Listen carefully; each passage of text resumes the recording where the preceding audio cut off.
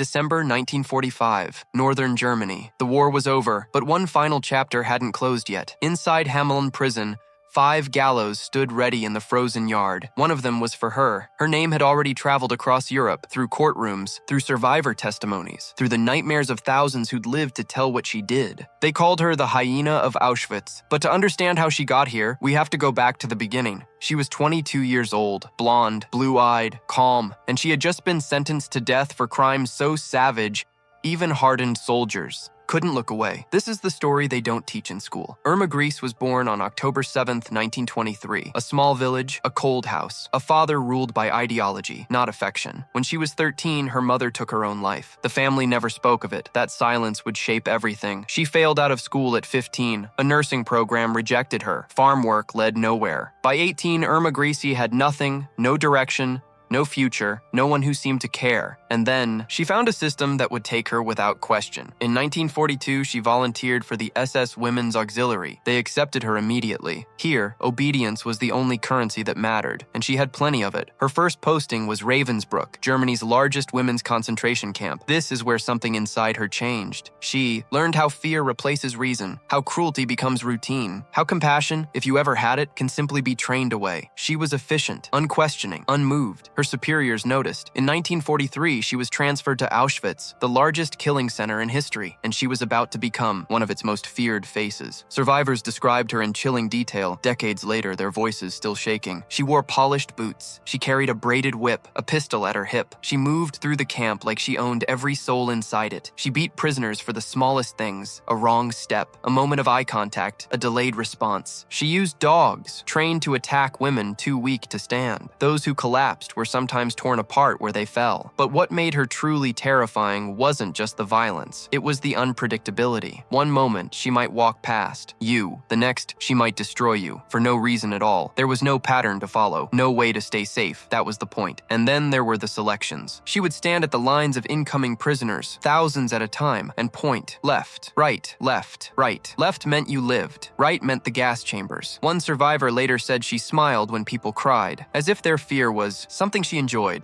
By early 1945, the Nazi Empire was collapsing. Soviet forces were closing in. Auschwitz was evacuated. Thousands of prisoners were forced onto death marches through frozen roads. Irma Grese was transferred to Bergen-Belsen. And here's what should shock you. Even as the system fell apart around her, as the bodies piled up, as disease swept through the camp, as it became clear Germany had lost, her behavior did not change, not one bit. On April 15, 1945, British forces entered Bergen-Belsen. What they found broke experienced soldiers, tens of thousands of unburied bodies. Survivors are barely alive, too weak to stand, wandering among the dead. The scale of it was almost impossible to process. And there, in the middle of it all, still wearing her uniform, was Irma Grese. She hadn't fled. She hadn't tried to hide. When British soldiers approached and asked her name, she answered without hesitation. Irma Grese. She was 21 years old. They arrested her on the spot. The Belsen trial drew journalists from across the world. When she entered the courtroom, people expected guilt, fear, some sign of remorse. There was none. She appeared calm, composed, at times almost amused. But the testimonies were devastating. Witness after witness described beatings,